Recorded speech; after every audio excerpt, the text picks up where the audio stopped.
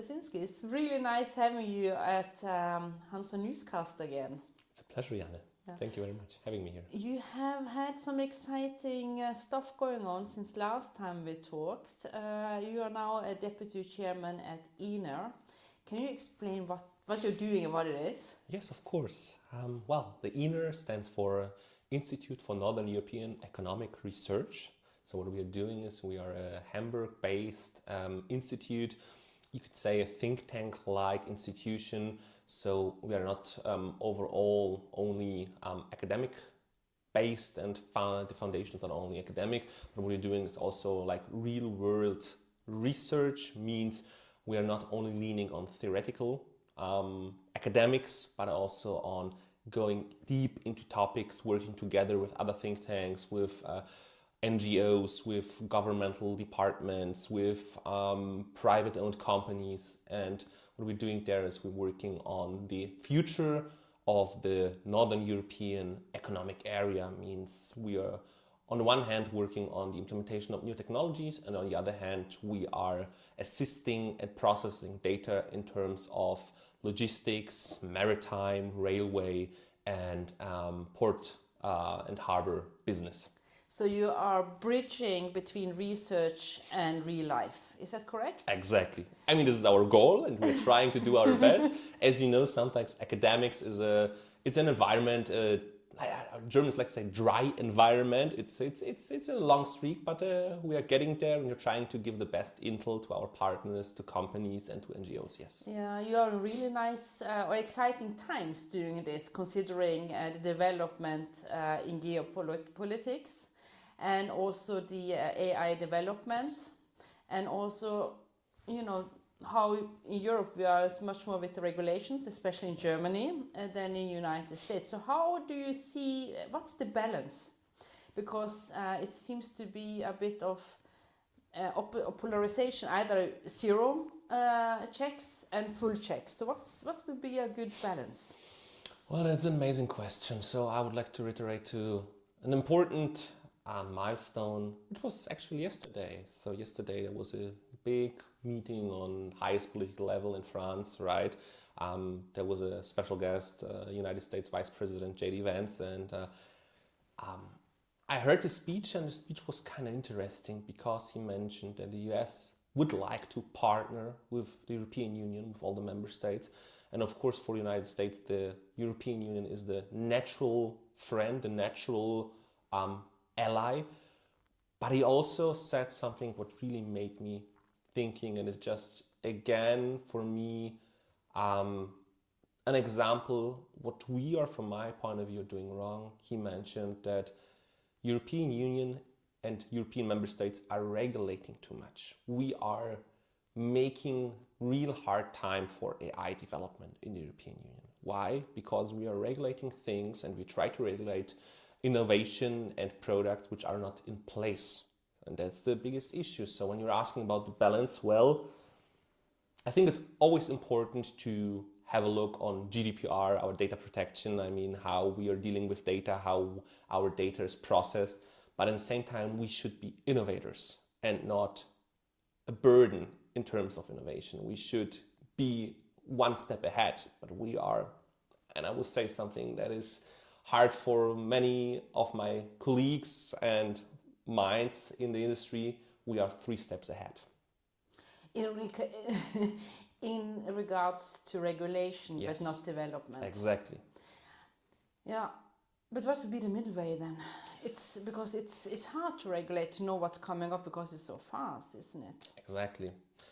So it's a little bit, with the innovation in other fields. I would say start regulating on a global level.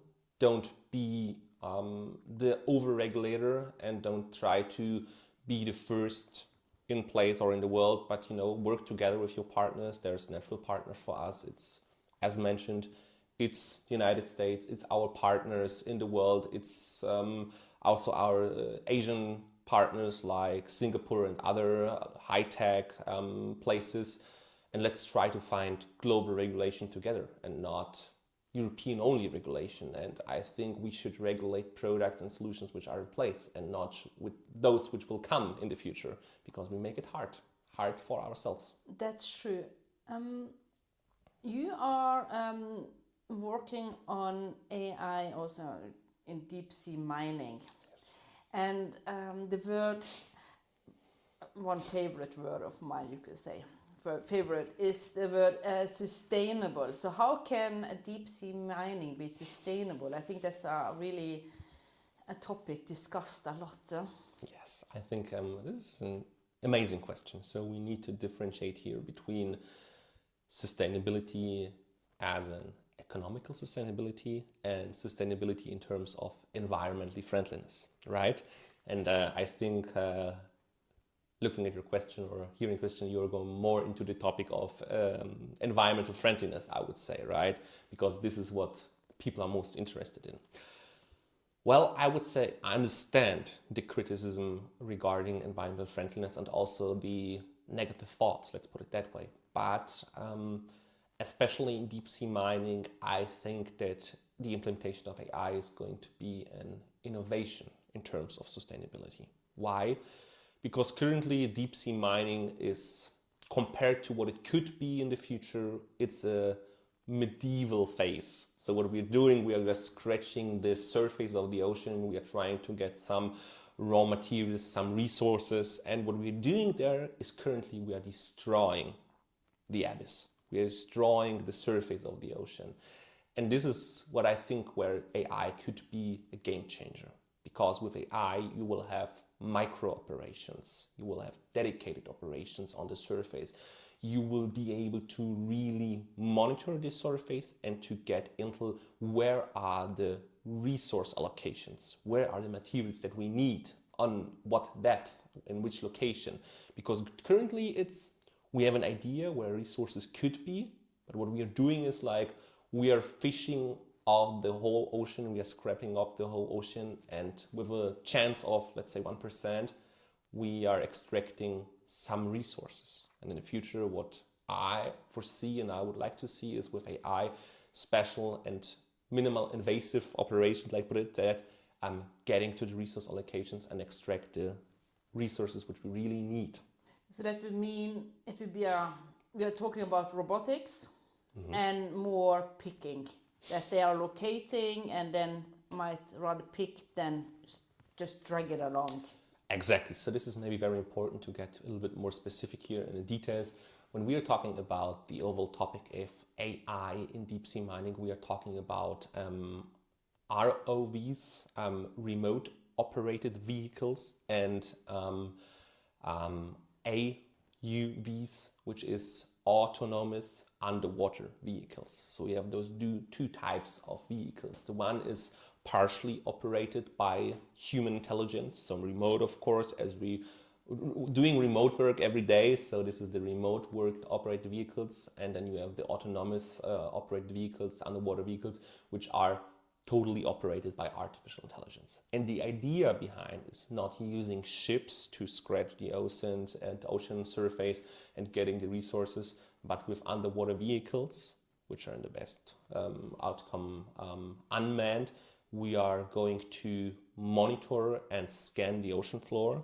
We will have our geodata, sensor data, satellite data, comparison data from other resource allocation sites on the surface, and we will get intel about the allocations of resources. And then the second stage, of course, is extracting resources where they are, not with scratching, but with drilling and taking all the sensor data in consideration, like the effect of the biodiversity, effect on sea chemistry, effect on water chemistry, and all those important factors which we need to take in place and in consideration.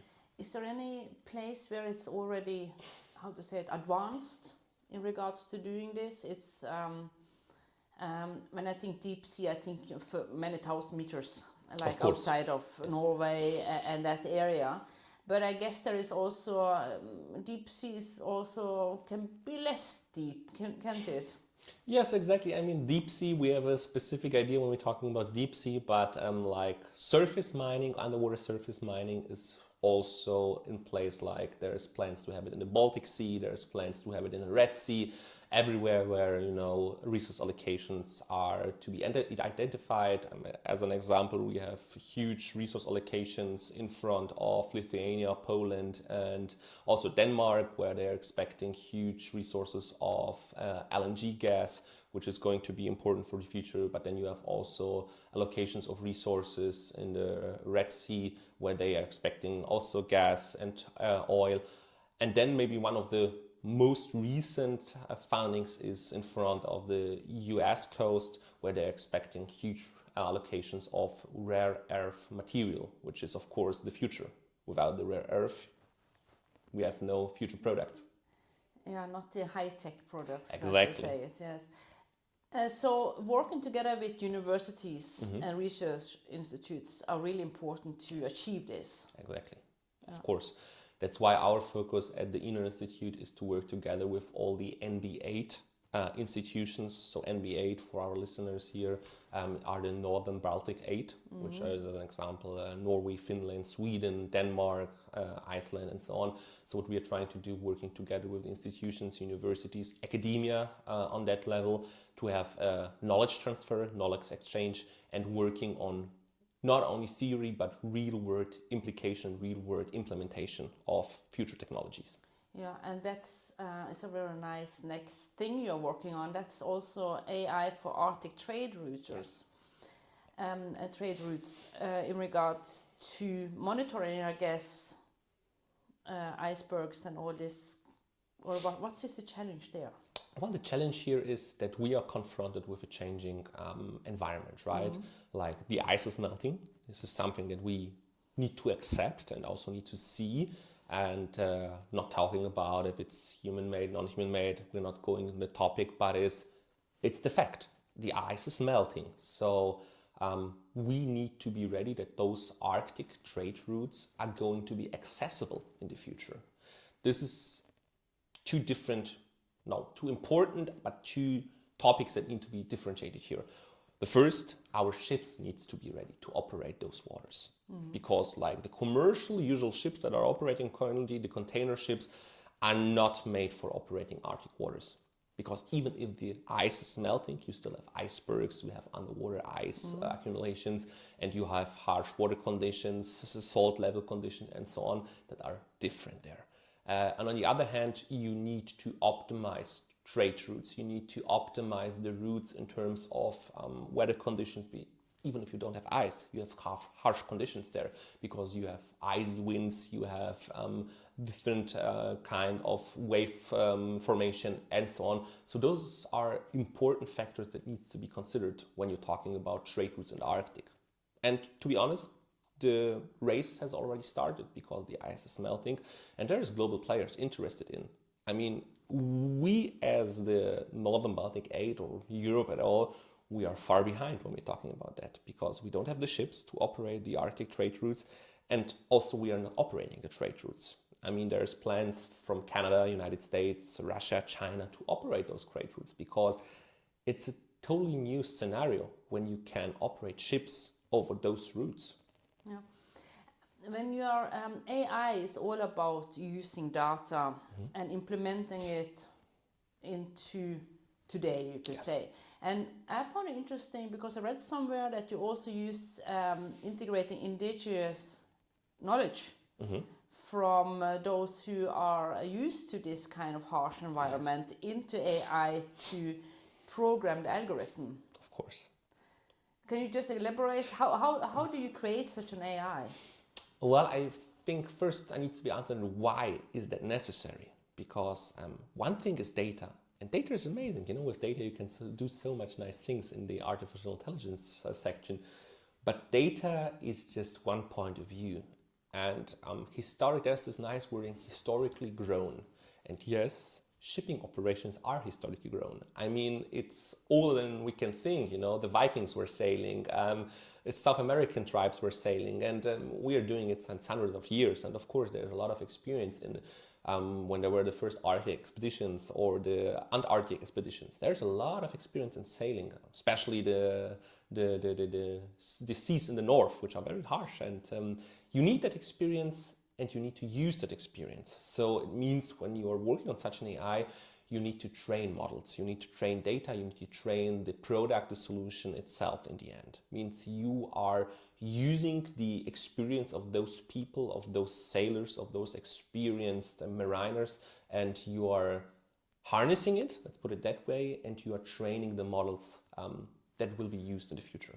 But where do you get the data from there? Is there all logbooks, or is there in real life usage, or how do you gain this? Logbooks would be an option, but also implementing artificial sensor data on ships which are currently in operation and measuring decisions. And if there are decisions made in the after, there could be, so after a ship operation is done, there could be some decision logs, and the AI would be asking, or needs to be equipped and utilized with the information. Why did you decide to do such a maneuver? Or why there was a decision to do that and not that? Because some sensor data would maybe suggest another decision based on data. But the experienced sailor, the experienced mariner, took another decision, and that needs to be explained to the AI. I think that's a valuable information, or because there is a lot of worries about implementing AI in regards to losing the jobs and not being needed anymore. But it is also, there's a lack of this knowledge. And there's also the need to continue to do this. It's not like this will be a replacement. I think, do you want to elaborate on that one? Yeah, the more I work on that topic and the deeper I go, the more I'm realizing for myself that the worries about losing jobs in the maritime industry. There should be no fear of losing jobs, because we need skilled people in the maritime industry. On both sides, means shipbuilding and ship operations. And the fear of, artificial intelligence is taking over our jobs. It's not going to happen, because artificial intelligence is going to be a tool to support operations. The same fear you had when modern machines or modern technology like radar systems and everything was implemented on ships. The people were feared, the ship is almost operating itself. We don't need sailors anymore. That's not true. And also the overall challenge will be that people need to be trained. They need to have the skill set to use AI-based systems. And remember, an AI is a technology. So technologies are requiring working systems, and sometimes also an AI model there's a possibility to have a malfunction. So still you need people who know how to operate a ship with all those ship operations without the support of artificial intelligence systems. So yes, you have route optimization, but the route optimization is not taking over the responsibility of maneuvering a ship. So yeah. How fast do you see this development? I would say there's a staging. So development means there's already plenty of projects of implementation of AI in ship operations and different. We talked about deep sea mining implementation. So there's first ideas how to implement deep sea AI, but this is more on the security level, means how to use AI for underwater data cable protection and screening the ocean surface. And I would say the deep sea mining itself, implementing AI, this is a long-term process. We're looking here at a time frame between 5 to 25 years, but then really effective. When we're talking about implementation of AI in route optimization, implementation of AI in water condition measuring, weather condition measuring, this is something that is already in place. It's already used, but it's going to be it's evolving. It's going to be developed much further, and there will be more implications and more applications in place. So this is something we're talking about already in place to be really advanced in the next 5 to 10 years. Yeah. And you have written a book, yes, Digitalization in the Maritime Industry. Why did you decide to call it digitalization and not AI in the maritime industry? Well, I decided to call it digitization because not everything in the maritime industry is AI. It's something I have plenty of times a discussion with people. like AI is the last 1% of what is needed to really get to the industrialization 4.0. What is 99% of the challenges are to be solved with good implemented automation, with RPAs, robotic process automation, and with clean processes. And the 1%, this is the artificial intelligence, where the automation is not enough, where the human decision making is not enough, where you need advanced artificial intelligence decision making and models which are operating in ways where the human mind and also human structuring and processing is not capable of doing that.